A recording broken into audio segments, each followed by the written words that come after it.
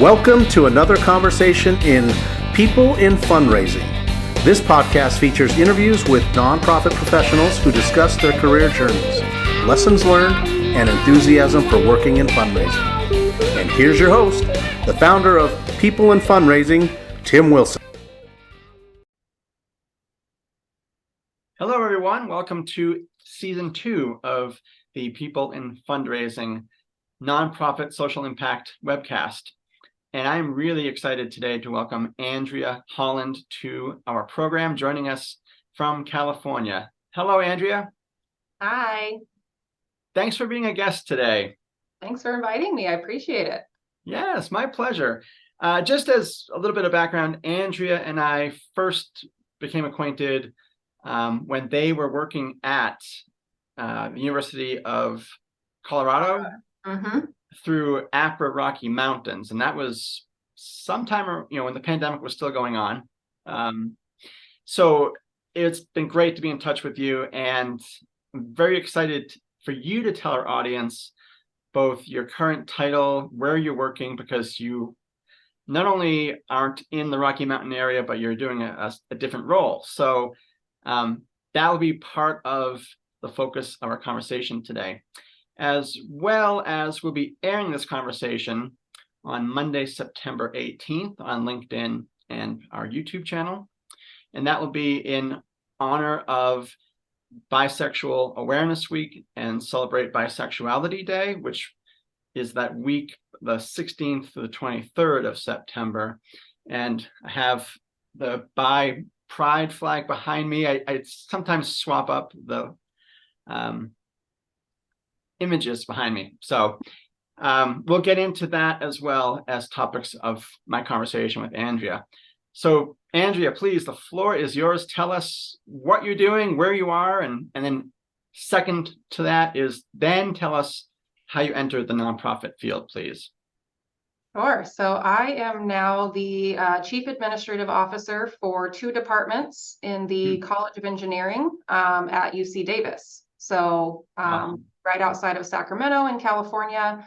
I started in this role almost 15 months ago. So it's been just a little over a year. But how I got into fundraising, I, like many of us, especially in the prospect development field, it was by accident. I had no idea that this was a job or a profession that you could do.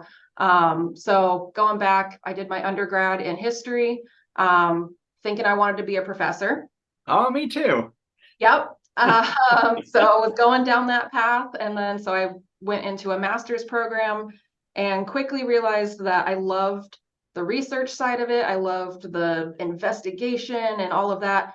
Not so much the teaching side of it. So kind of pivoted and decided professor was maybe not for me, and switched to a program in library and information science instead. So I got my master's in library and information science with the intention of being an archivist. So all the fun of the history and all the fun of the investigation and organization, none of the teaching part of it. Yes. Yeah, so I went through my program here. I was at San Jose State doing that, and then my husband, towards the end of the program, my husband and I decided we wanted to move to Colorado, where he was from. So went out there and started my job hunt, post-college job hunt, trying to find that next role. Looking all over the place. Randomly came across a research and development assistant position at the University of Colorado system in their advancement office. Had no idea what it was or what it entailed, but it had research in the title and it looked interesting. So I applied and was lucky enough to get it. And I stayed at CU in that realm for 9 years. Oh, awesome. Yeah, that's completely by accident. Had no idea that I knew philanthropy was out there and I knew there were fundraisers, but didn't realize there was this whole industry and this whole subset of an industry specific to research and prospect development, but was very happy to kind of fall into it, so to speak. Yeah, that, first of all, thank you for telling us your academic and then your career path to this point. And interestingly, because so many guests have used either that same phrase of falling into fundraising, And I was on a webcast last week, and someone on the webcast said, maybe we should use a more circuitous route as opposed to, Yes. and I think, it's the same principle. And I think I liked how you just demonstrated what I feel like a lot of people in our profession do. There is a longer story to how we get to where we are, but we also don't, whether it's a donor or a boss or family, it's like I can't tell you in 20 minutes how I went from Right. the academics to library science to research to now being the chief administrative officer for 2 colleges. So props to you, Andrea. Thank you. Thanks. And I would love to hear a little bit about maybe some synergies and certainly differences going from prospect development to your role as the chief administrative officer. But before we get into that, I would just love to hear a little bit more about your title, the scope of your responsibilities and such, please. Yeah, so as Chief Administrative Officer for our 2 departments, I oversee all of the staff and operations for our departments. So after about 9 years at CU, I loved my time there. I loved the department that I had built, but I wasn't really seeing a lot of growth pathways. We all kind of start to hit that ceiling, so to speak. And I was kind of itching to do something new. I'd been doing pretty much the same thing. Obviously, my job wasn't static in any way, and I'd built a program, but I was looking for something new. I knew I wanted to stay in higher ed, though. I absolutely love working in higher ed. And I really wanted to, I was missing, because I worked at a system office, we supported all 4 of the campuses in Colorado. We weren't on campus, I was helping fundraisers on campus, but we weren't based on campus. So we weren't as close to the impact that we were raising all of this money for and doing these amazing things, but we weren't seeing that. And so I was interested in trying to get closer to that, seeing how these funds were affecting our faculty and their research, our students and their dreams and all of that. And so also right around that time, I was trying to think ultimate career path goal, what I'm like in 10, 15 years, what am I thinking? And I was really intrigued by chief of staff positions. So started kind of exploring what it would take, or trying to find pathways of how people have gotten into those roles. And it's so varied. There's not like a pathway to chief of staff. And so we were talking about moving back to California. So it was a lot of transition time anyways. And so I just started looking at jobs in Northern California. Didn't really want to go to I'm from Northern California, so I wanted to be close to family and friends. And saw the chief of staff or the chief administrative officer position for these departments. I applied thinking that I probably wouldn't get it. It was definitely outside my wheelhouse. And I feel like sometimes us in development get pigeonholed a little bit. It's a very niche and very specific industry. And so it's kind of hard to move into other things sometimes, I feel like. But I made it to the first round interview, and then I was offered the position. So been in this position for about 15 months now. That's awesome.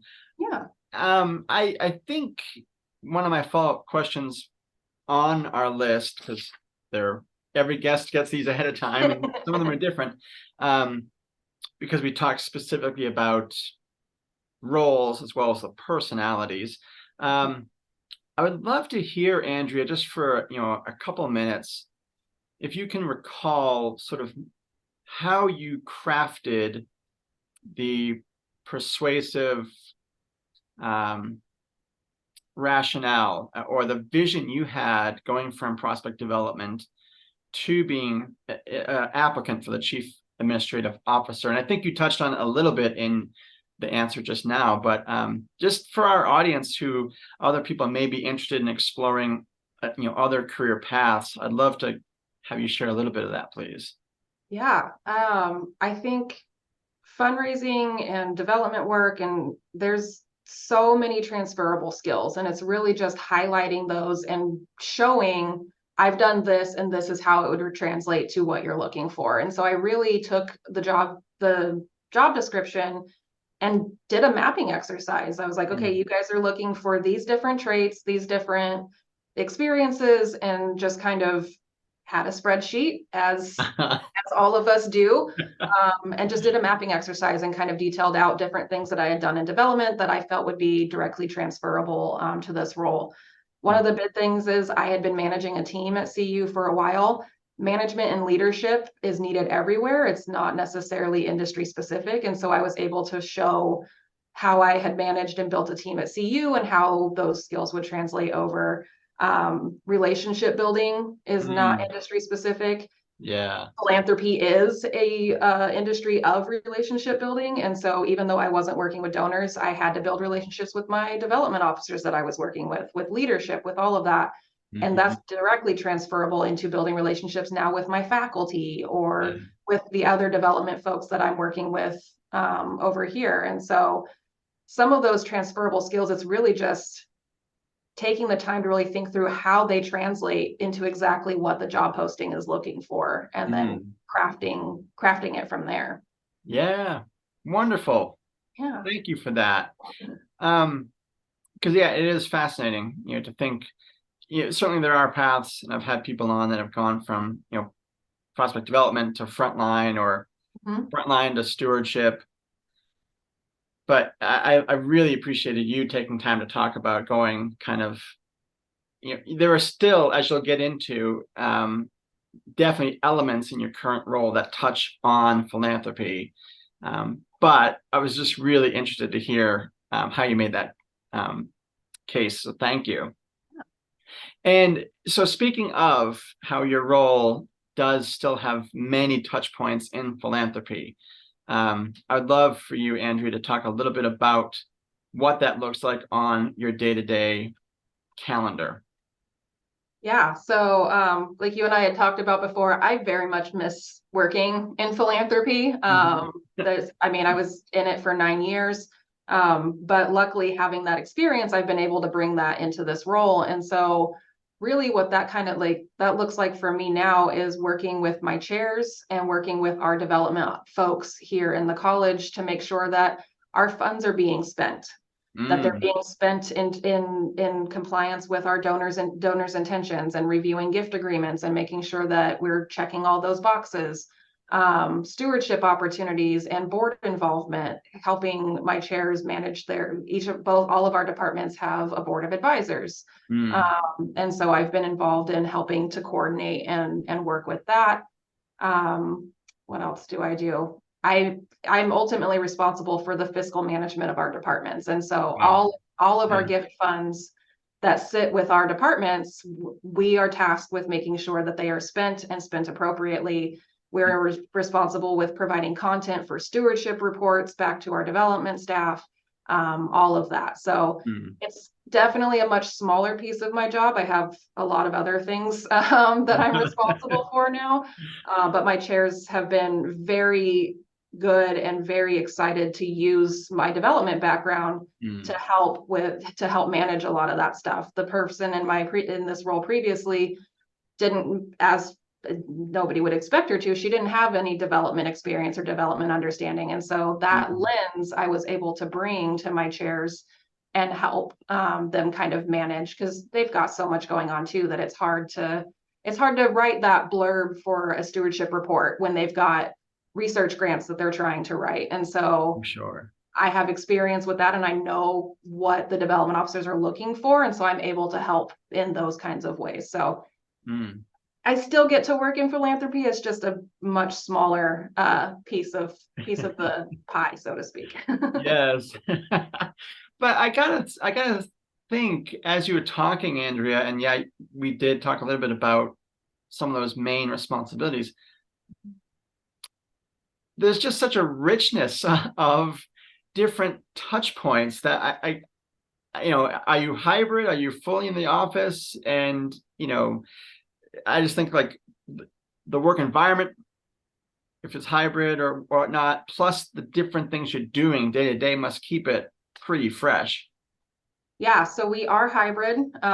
We are lucky enough, each of the departments, people in my position get to kind of decide for their staff how they want to operate essentially. So it's required that my team and I are on campus at least 2 days a week.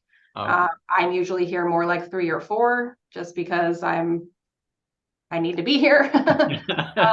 And yes, there's always something going on. So I oversee academic personnel, I oversee finance and budget, I oversee contracts and grants, which is a little tangential to philanthropy a little bit, but it's definitely its whole thing. I oversee facilities and space management, My goodness, and resources. Wow. Yeah, basically all of the operational pieces of these departments fall under me. And so there's definitely a lot of things going on, which is why philanthropy is just a little piece of it. But yes, always something different going on, and it definitely keeps things interesting. Oh, that's wonderful. Is there any particular responsibility assignment that, as you've been in the job now for 15 months, that stands out to you as, I'm really glad I sought out this opportunity and earned it, and this is why, like, I'm doing this, and this, of the many things you are doing, this is the one that kind of maybe makes you the most excited? Probably the fiscal management. Okay. Everybody operating in budget constrained environments, you have to get very creative and very just very creative with how and where we're getting money and how it's being spent. Philanthropy is a huge part of that, and I work with our development folks very closely, because we want people to donate. So a lot of that, like, we need to make sure we're stewarding our current donors, where we need to make sure that we are doing alumni engagement and outreach and all of that. And so just seeing the money come in, but then also seeing it go out. And I get to meet the students now that we're awarding to. I am in direct contact with our faculty. They get these research awards and the amazing research that's coming. So I work in engineering departments, and they're doing so amazing climate change mitigation, all kinds of different really cool things. And so seeing that and seeing kind of how the money flows in and out and being part of that, I think, has been the most rewarding. That's wonderful.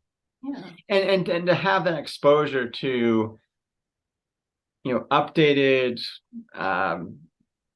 path-breaking research on, critical issues.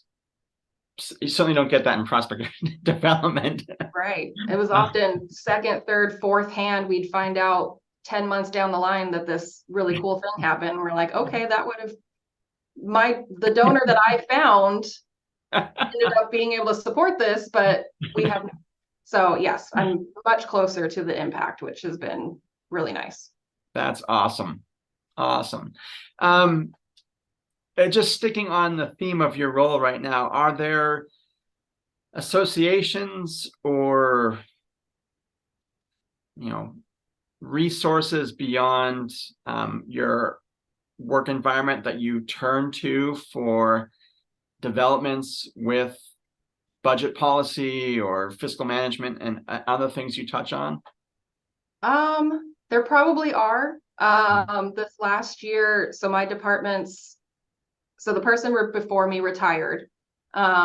She had been with the college for a very long time, and so as you can imagine, there was a lot of turnover anytime there's leadership transitions. So this last year has really just been a lot of hiring and stabilizing the departments, and so haven't had a lot of time to go out there and kind of seek those additional resources. I have a lot of the chief administrative officer title is also kind of one of those nebulous titles, kind of like chief of staff, where you have a sense of what that title means, but it's very particular to the organization, of what that person does. So it's not like I can go out and say, here's a group of chief administrative officers and we all do the same. Like, it's all very different. So I would love to find an association of people like that, like APRA. I miss the community of APRA. I miss being part of that. But I don't know that there's anything out there like that for CAOs or chief of staffs or anything like that. Yeah. Interesting. If anybody out there knows of something like that, please feel free to send that my way. Yeah. Yeah, well, I will make sure to highlight that when I do my sort of interview narrative when your interview airs. I'll put that in the body as opposed to in the comments. Yeah, just in case people can point you to resources. Yeah. In that regard.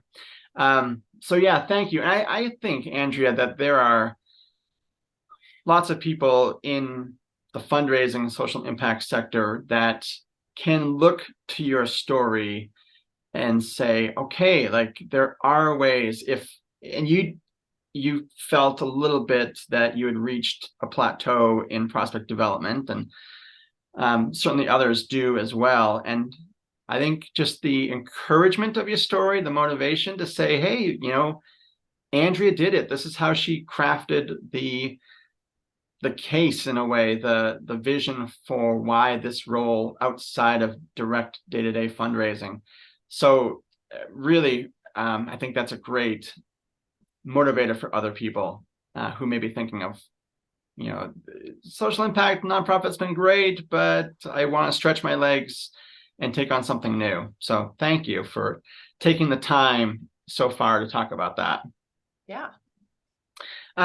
So I'm going to do a little pivot, as I often do with guests, because this is not professionals in fundraising. This is people in fundraising. And if some in my audience are old enough to remember, there was the old A&E biography series where they interviewed celebrities, and it was a little bit about work and about their life outside of work. And that has felt like a very important piece to highlight with most of the guests I've had on, and they've been generous with their own stories. So with that as a preface, when we connected, Andrea, about your particular interview, and we do this on LinkedIn, I typically just reach out to guests that way. You were really enthusiastic in your response, and I appreciated that in general, writ large. But you also added that, and the reason why we see the Bi Pride flag behind me and for our community, that you are, quote, super open about being bisexual and non-binary. And I'm looking at my notes because I want to make sure I got the full phrase of your words. I do that just to, these are your words, and I want to make sure I get them right. So thank you, Andrea, for being so authentic about that. When I was putting together your questions, there was a New York Times obituary for a longtime LGBTQ plus activist. I was not aware of this woman before. The New York Times happens to be one of the resources I go to for developing questions beyond whatever nonsense is in my head for these conversations. But an obituary for a woman named Lily Vincennes, and the title was "A Lesbian Crusader When Few Dared to Be One." And about 60 years ago, Lily was discharged from what was then the Women's Army Corps. She was outed by someone else in her unit. And so really, unfortunate and awful way, then and now, to infringe on someone's story. She became an LGBTQ plus activist directly as a result of that. And later on in her life, reflecting on that particular moment, she was asked, Lily, how did you take that awful experience and see the need to be an activist individually? And she said, quote, "What did I want to accomplish as an activist? I actually felt free to be me, to be with gay people, help the movement, and present it as it is, a beautiful way to love." And I think, 60 years to today, that is the motivation for anyone in this community, just to live authentically, to be free for who they are, and to have the support of loved ones and people in the workplace as well. So I would love, Andrea, to get your reaction to Lily's words about being an activist herself, and then perhaps if you feel comfortable sharing any activism that's been influenced through your experience, please. Yeah, Lily's word. Yeah, I haven't read the whole obituary, but those words definitely resonated with me. So I've been openly bisexual since a very young age, soon probably around 10 or 11 when I actually had a word to describe what I was feeling. Yeah. Always been very open about that. Since then, I've also come out as non-binary. That's more recent, about 2018 or so. So I've only been out as non-binary for a few years. Activism in that space has always been very important to me, though, especially as somebody who's bisexual. So much of my identity is imposed upon me based on who I'm dating at the time. So many in the community, like, okay, you're dating, I identified as a woman at the time earlier on. So I was dating a man, I was straight. If I was dating a woman, I was gay. There was no understanding or in between, or the assumption was just there. So I was constantly having to come out. So part of the activism where that started was just showing up and being authentic and showing people that people like us exist. Yes. It was exhausting because, again, bisexual and non-binary to a certain extent is kind of that in-between land. People want to pigeonhole you and they really can't. And so it's very confusing to many folks. So it's a lot of coming out. It's a lot of education. It's a lot of explaining.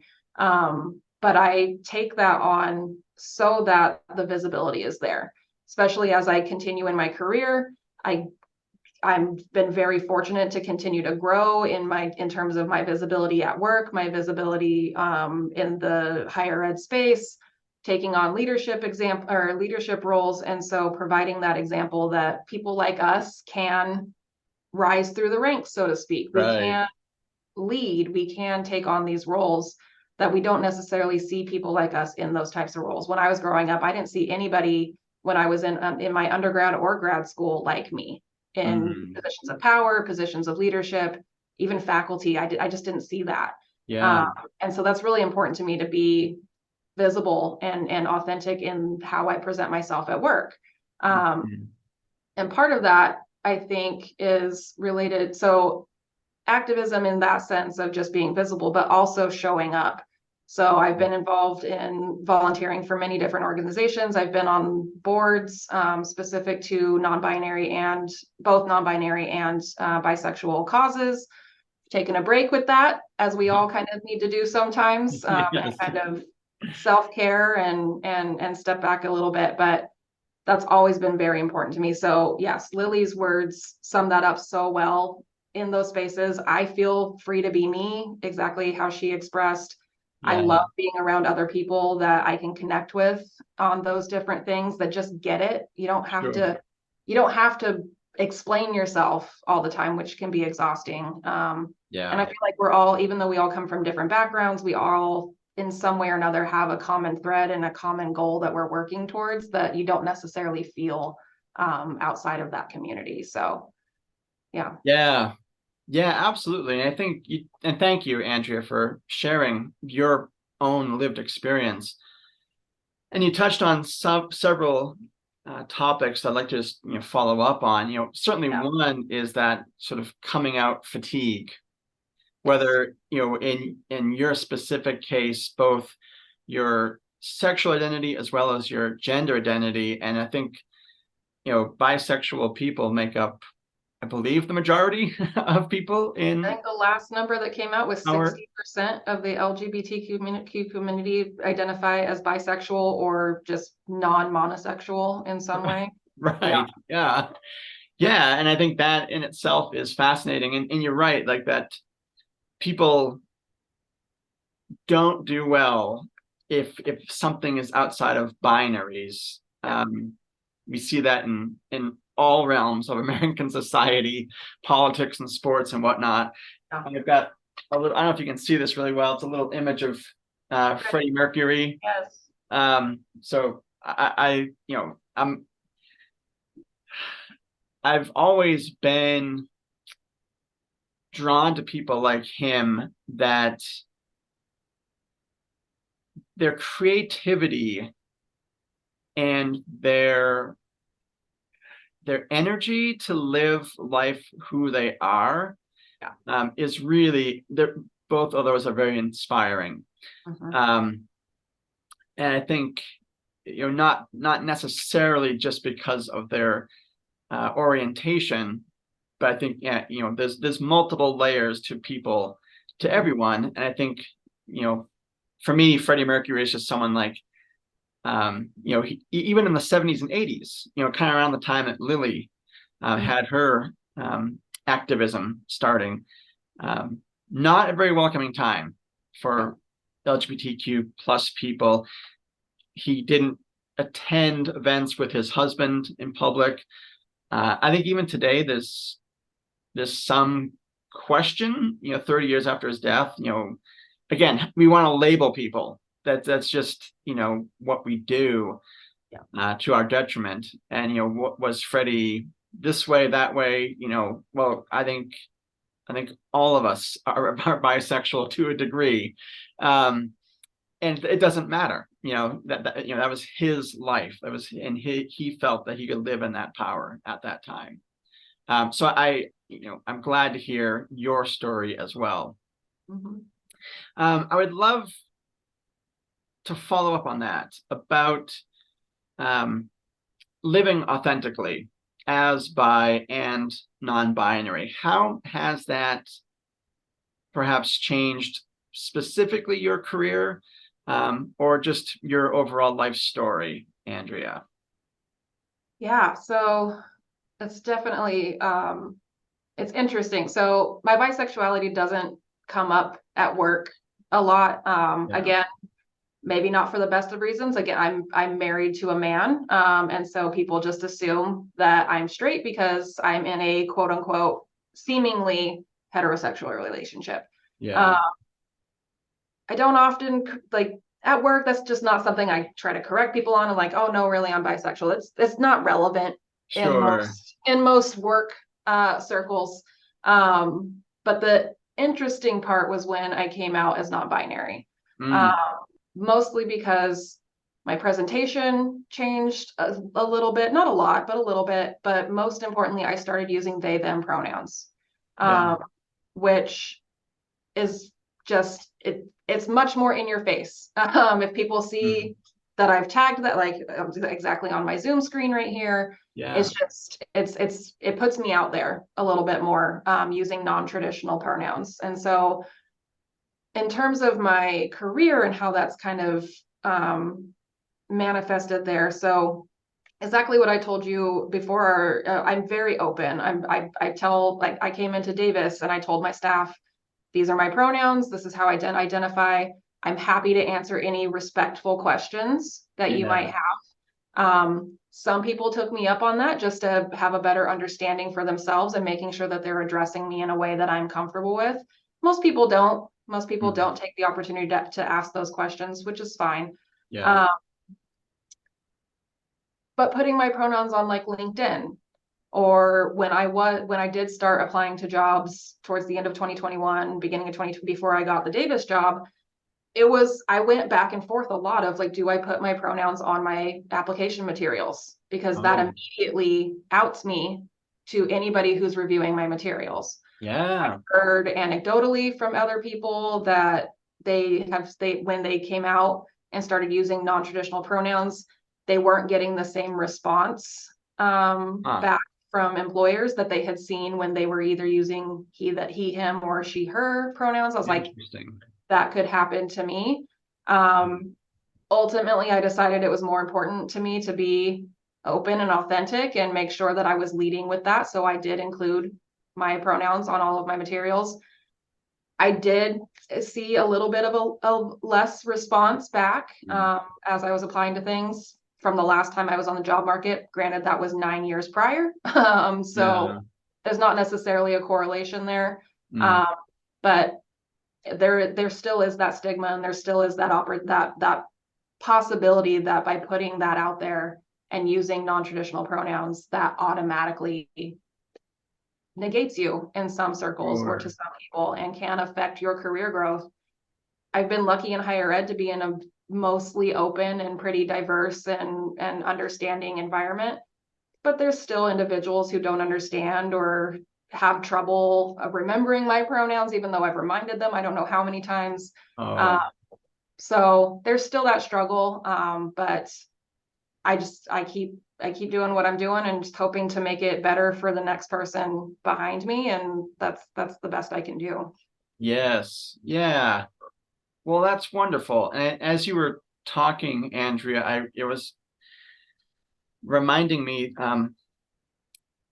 that there's some show on TV with an actor. I think it's like Chicago. I don't know. It's probably sorry. Chicago PD or something like that. Maybe, yeah. It's like, maybe fire or police department.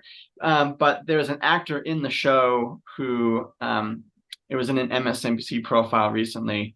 And again, listening to you, hearing the authenticity and the living in who you are. And this act, as you were talking, I was thinking about this actor's quotes who said that, I'm living in my unapologetic era. This is who I am. And he talks a bit about some personal breach in his family. And he said, they wanted to reconcile with me. It had nothing to do with me becoming a star, but they wanted just, personally to reconcile. And in the interview, he says, the agreement was, you have to accept me for who I am. I'm not going to accept you. The onus is on you. If you want this reconciliation, these are my terms. And I just think, what a powerful and candid way to live, personally and professionally. He talks about some of his professional challenges with being gay and African American. And I wish I could remember his name or the show. But anyway, it was an article during Pride Month in June. I thought, man, that, our society needs more people like that who, whether it's, people that either deliberately misgender or they just keep forgetting, as you talked about. We need the response to be, well, this is me. And, I've accepted who I am and I embrace it and I love it. And I'm asking the same of you for, for who I am. Yeah. So I feel like so often we are expected to compromise our identities and ourselves to make other people want to love us or to okay, you love this part of me. Why can't you love all of me? And if you're not going to love all of me and you're not going to put in the work to remember my pronouns, or I didn't change my first name. And so, but other people, transgender individuals and other non-binary individuals are changing their names and their family are intentionally or unintentionally, they're just not putting in the work that it takes to remember and practice and make sure that they're not misgendering or dead naming their family members. And so we then have to compromise if we want to keep them in our lives. Yeah. And so many people like this individual are saying, no, I'm not going to do that anymore. You either accept me or you don't. And if you don't, then we can't have a relationship. And I love seeing that. Yeah, absolutely. Absolutely. And I've experienced that in Utah to a degree. I mean, this is a politically and religiously a very conservative state. And if we have time, I'd love to hear maybe a bit about just sort of maybe general cultural different, and maybe not so much because you were working and living in Colorado and now in Northern California, but for me, coming from Massachusetts, the bastion of liberalism, to Utah, whether it's sexuality or religious identity, like I definitely see that in my life. Then circles of friends we have, neighbors, where parents, grandparents have expectations of, oh, well, if this is your religious identity, then these are the expectations. Yep. No questions asked, and if you fall outside whether it's heteronormativity, so I just butchered that, my accent, the heteronormative storyline or the religious storyline, then you're the problem and they don't have to adjust. And that just feels like it's flipped opposite. So absolutely. Yes. Yeah. Living in Colorado, a lot of Colorado is technically a blue state now, but that's really the Boulder, Denver area. Like so much of the rest of the state is still very conservative, which we lived in a smaller area that was just outside. So definitely came up against neighbors with Trump flags in there. And so I didn't feel comfortable putting my pride flag outside of our house where we lived. And it's the same over here in California. Like we think of California as this beacon of liberalism, but again, it's really this Bay Area and the LA area. I grew up in very Northern California, almost to the Oregon border, where it is very conservative still up there. So you think of these states in terms of these microcosms, but these states are so large and there's such a huge groundswell of conservatism still. And so it's still a battle between my family leans more towards the conservative side. And so there are family members that I can't engage with because they are unwilling to accept me or be a part of my life in the way that I expect them to be. And so, I'm sorry to hear that. And I think that just speaks to the importance of people like you that take up activism in your own life, in the workplace. I moved out to Utah in 2018, and just before I relocated with my family, I became aware that Boston has a bisexual resource center, and I never knew that beforehand. And I just think, even today, I just heard that the Utah Pride Center is in danger of being fiscally insolvent, and they've laid off staff. And I don't know all the particulars, but I heard that about 2 hours ago on the radio. So, yes, there have been tremendous strides culturally with representation and acceptance, and definitely up until a few years ago, a lot of trending in the right direction legislatively at state and federal levels. But we also see that there's still a lot of headwind for the LGBTQ plus community.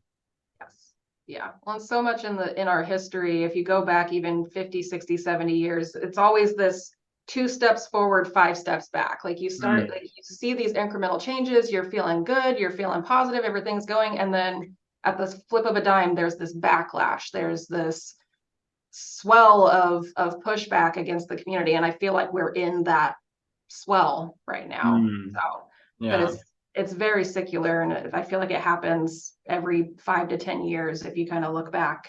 And just to draw on that a little bit more, there's a New York Times article yesterday, or maybe it's an op-ed, that I haven't yet read, so I don't know whether to be optimistic by the headline or to be further anticipating what the next few years are going to mean politically. But the headline was something to the effect of red states and blue states, the lines are blurring, they're not hardening. So anyway, for people that may be